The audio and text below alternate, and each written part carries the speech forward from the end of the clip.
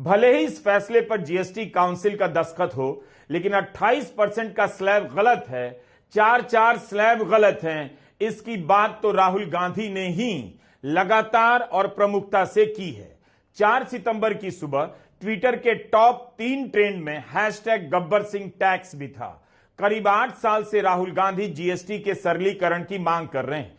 2016 में जब GST council की बैठकें शुरू हुई, तभी राहुल गांधी ने कहा था कि 18% से अधिक जीएसटी नहीं होनी चाहिए, इसी में सबका भला है।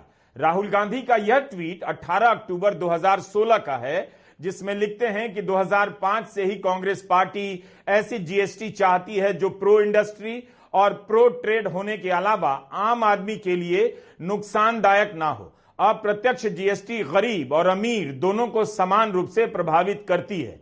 मैं जीएसटी काउंसिल से आग्रह करता हूं कि आप रेट को 18% या उससे कम रखिए ताकि गरीबों पर उसका अत्यधिक भार ना पड़े, राहुल गांधी ने लिखा। यह ट्वीट 24 अक्टूबर 2017 का है, जब राहुल गांधी ने जीएसटी को गब्बर सिंह टैक्स का नाम दिया। लिखा कि कांग्रेस का जीएसटी जेन्युइन सिंपल टैक्स था और मोदी जी का जीएसटी गब्बर सिंह टैक्स, ये कमाई मुझे दे दे। 4 सितंबर की सुबह राहुल गांधी के पुराने बयान ट्विटर पर वायरल हैं, जहां वे जीएसटी फैसले को लेकर की गई जल्दबाजी और उसके ऊंचे रेट की निंदा कर रहे हैं। जिस बात के लिए आईटी सेल और गोदी मीडिया ने राहुल गांधी जैसे नेताओं का मजाक उड़ाया, उसी बात को भारत सरकार राहत का नाम दे रही है। गब्बर सिंह टैक्स, मनमोहन सिंह जी ने कहा, चिदंबरम जी ने उनसे कहा, इसको आप बिना पायलट प्रोजेक्ट मत लागू कीजिए, देश का नुकसान हो जाएगा। जो हमने बनाया है, पूरे देश ने प्यार से, खून पसीने से अर्थव्यवस्था खड़ी की है, नष्ट हो जाएगी। नरेंद्र मोदी कहते नहीं, मैं तो 12 बजे रात को गब्बर सिंह टैक्स लागू करके ही दिखाऊंगा। कर दिया। और हुआ क्या? 45 साल से सबसे ज्यादा बेरोजगारी हिंदुस्तान में आज।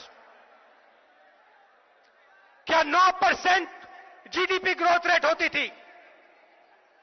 आज 4% पे पहुंच गए हैं। और वो भी उन्होंने जीडीपी नापने का तरीका बदला, जीडीपी नापने का तरीका बदल दिया। तो अगर आप हमारे तरीके से, पुराने तरीके से जीडीपी नापो, तो आज 2.5% जीडीपी ग्रोथ रेट है हिंदुस्तान का। भाई और बहनों, हिंदुस्तान के सब दुश्मन, मैं नाम नहीं लेना चाहता हूं, मगर हिंदुस्तान के सब दुश्मन चाहते हैं और चाहते थे कि हिंदुस्तान की शक्ति, हिंदुस्तान की अर्थव्यवस्था नष्ट की जाए। और वो काम दुश्मनों ने नहीं किया, वो काम हमारे प्रधानमंत्री ने किया। सोशल मीडिया में राहुल गांधी के कई सारे बयान आप देख सकते हैं, जिसमें वे संसद में, प्रेस के सामने, जनता के बीच रैलियों में बोल रहे हैं कि मोदी सरकार ने जीएसटी के इतने रेट लगाकर देश की कमर तोड़ दी है। मोदी सरकार पर विपक्ष की राजनीति का असर नहीं होता। आपने देखा ही, वोट चोरी का गंभीर आरोप लगा, चुनाव आयोग ने अपनी तरफ से कोई जांच नहीं की। जो प्रेस कॉन्फ्रेंस हुई, उसमें किसी सवाल का ठोस जवाब नहीं मिला। ना आयोग इसकी परवाह करता नजर आया और ना मोदी सरकार के भारत माता की जमीन पर वोट चोरी कैसे हो सकती है। किसी को किसी बात से फर्क नहीं पड़ता। इस दौर में लगातार जीएसटी के खिलाफ 8 साल तक बोलते रहने वाले राहुल गांधी अकेले नेता कहे जा सकते हैं। इसका मतलब है देश की अर्थव्यवस्था को लेकर उनकी समझ 1 दशक से ज्यादा समय से सरकार में बैठे लोगों से कहीं ज्यादा बेहतर थी। आखिर वही क्यों करना पड़ा जो राहुल गांधी ने कहा।